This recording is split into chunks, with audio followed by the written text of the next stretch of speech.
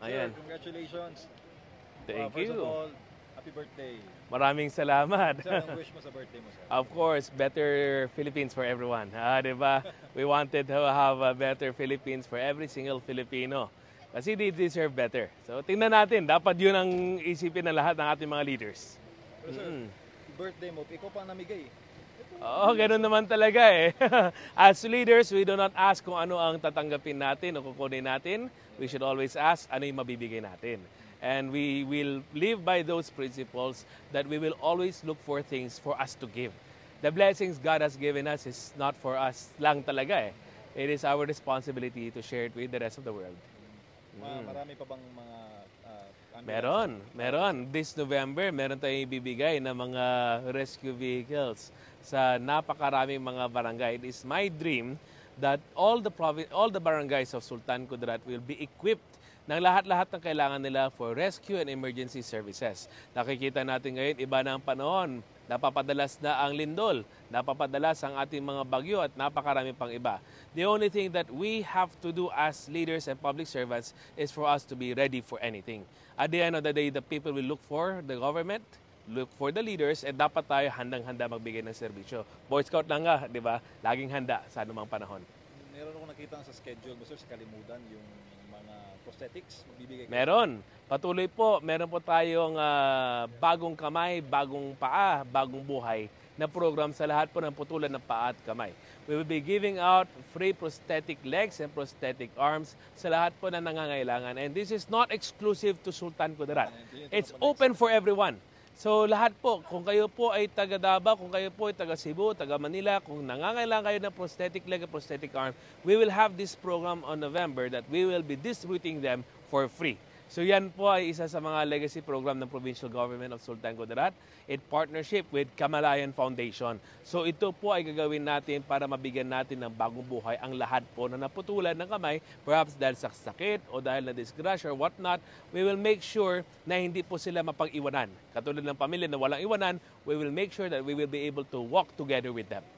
Yes, sir. Sir, doon kami sa flood control project kanina. Opo. And the engineers and the people that we talked about earlier, sinabi nila na napaka-hands-on nyo daw at mahigpit kayo sa implementation ng project. Correct. Lalo na sa mga contractor. Why is that so, sir? Exactly, kasi ito yung sinasabi namin sa national government. The local governments, provinces, municipalities, pati barangay, kami may responsibility sa taong bayan dahil kami yung araw-araw nakikita ng taong bayan. Alam namin kung anong problema. Hindi naman pwede na makakaroon ng programa, proyekto na hindi namin alam. Kasi tatanungin nila, saan napunta-pundo ng bayan? Pati kami hindi namin alam dahil hindi lang nagkaroon ng coordination. Those processes are in place there to make sure that there's transparency. Alam ng lahat kung anong programa. Pangalawa, there's accountability. Alam natin kung sino may kasalanan at kung sino gumawa. At pangatlo, gusto natin ipakita sa lahat that there is coordination between the national and the local governments. Kasi kung walang coordination, ay sabog yung programa. Hindi naman tayo pwede sabog lang sa lahat ng ating binibigay. Pondo ng bayan ang ating pinag-uusapan. We will make sure that every single peso is spent wisely. Hindi lang yung for show. Hindi lang yung for compliance. Ang dami ngayon mga politiko na sa camera lang, yun ang gusto lang nila. Sa atin, yung camera nandyan lang yan, but at the end of the day, yung nararamdaman ng taong bayan, yun yung mas mahalaga. At the end of the day, will that flood control be better serving our constituents? Ilan ba ang natulungan yan? May feasibility study ba yan? Kaya nga nandyan ang local government to make sure na ang project na yan, hindi lang sa maayos ang paggagawa, kundi maraming matutulungan. Kasi isang bagay po yung maayos. Pero pangalawang bagay is, ilan bang mga Pilipino ang kanya masaservisyoan? And that is how the local government should work. Tinatanong natin, perhaps we will all have our very own investigation or we will make sure that the things will be transparent and accountable for. Kaya ito po ang ginagawa natin that the local government is hands-on is to make sure that these are real projects giving real services to our people. Alam mo, nakakalungkot na may mga flood control scandals here and there. Diba, narinig natin kung ano nangyari sa Luzon.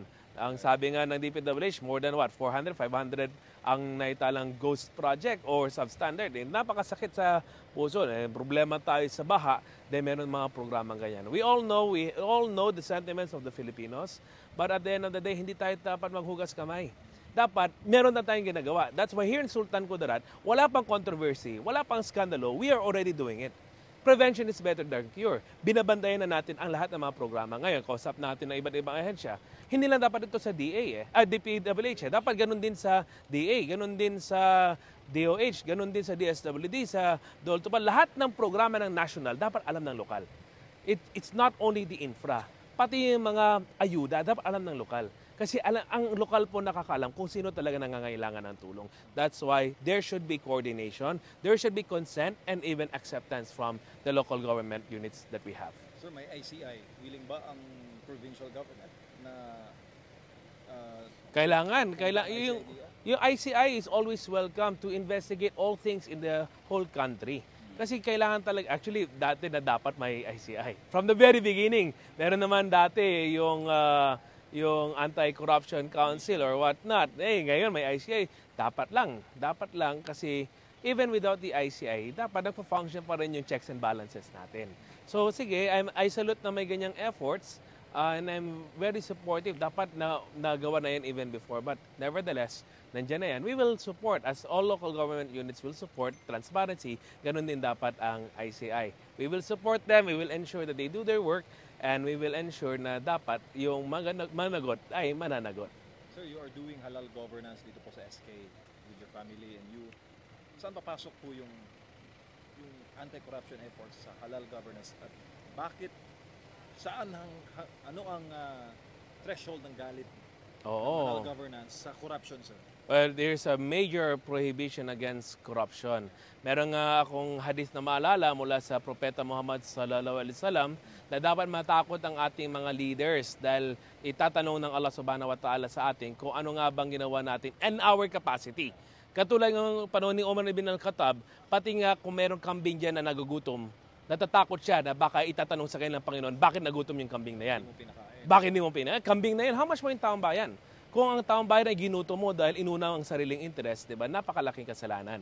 That's why in halal governance, transparency and accountability is very, very important in public service. Kasi at the end of the day, this is not only the trust given to us by the people, it is also a trust given to us by the Almighty Creator. Kaya nga, in our halal governance programs, gusto natin na magkaroon ng ISO certification na hindi lamang po tayo nagsasabi ng documents dito sa national or government level lang natin. Pati sa ISO, pinapacheck natin kung ano nga ba ang tamang ginagawa natin at kung anong mali para maayos agad.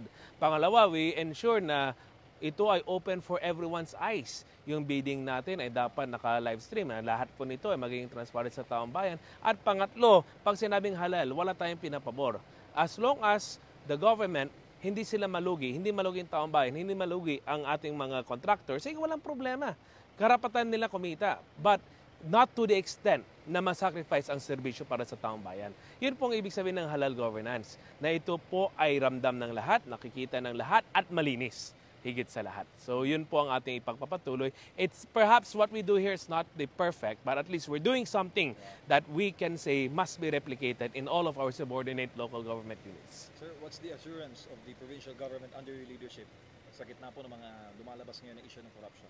Of course, nakakalungkot, di ba? Affected din ang ating mga business sectors, affected ang bawat Pilipino kasi corruption is the killer of all. Hindi lamang po yung mga government projects ang nadadama dyan, pati ang negosyo, ang economic empowerment, damay talagang lahat dyan. Our thrust here is that we will make sure that people will be held accountable for. Even on our own level, we will make sure, hindi na natin antayin na gagalaw yung national. Tayo mismo gagalaw na. It should be noted that yung leaders kasi, hindi kasi yung credit ang hinahanap blame. Hindi pwede yung hugas kamay. Ngayon, daming naghugas kamay nakakainis. Alam naman namin yan kung sinong loko-loko. But at the end of the day, kami naman dito sa lokal, ang hahanapin na lang natin dito ay kung ano magagawa natin para magkaroon pa tayo ng transparent government. In our own level, maybe in our 250 barangays, in our 12 subordinate local government units, or the provincial government, we will do things to ensure na makita ng lahat that we are standing firm in our principles, that we are against corruption in all shapes and in all forms. Yan po para sa pagka-apply ng mga trabaho, pagdating sa pagbabayar ng taxes or whatnot, we will make sure that law will be applied equally for all Filipino citizens. So last na lang, Kalimutan Festival is up and coming. Anong mensahe po ninyo, sir, sa ating Yeah, mga please kababayan? visit Sultan Kudarat. Our thrust now is to make sure that tourism is a tool for economic empowerment. Ang pagbisita po ng iba't ibang mga Pilipino sa aming karating mga probinsya dito sa Sultan Kudarat Province ay ito po ay sumusuporta sa ating micro, small and medium enterprises because we have to take this opportunity to support our local industries. Ang piyesta na ito ay hindi lang gastos na para lang sa wala, but it should be spending funds or investing in a way to make sure na yung local industries ay nabubuhay. Katulad po ng coffee, katulad ng ating food bazaar at napakarami pang iba. So we will make sure that happy ang ating mga negosyante, happy din ang ating mga taumbayan. We have prepared surprises and I would like to invite everyone to join and see Kalimutan Festival when the world meets in Sultan Kudarat.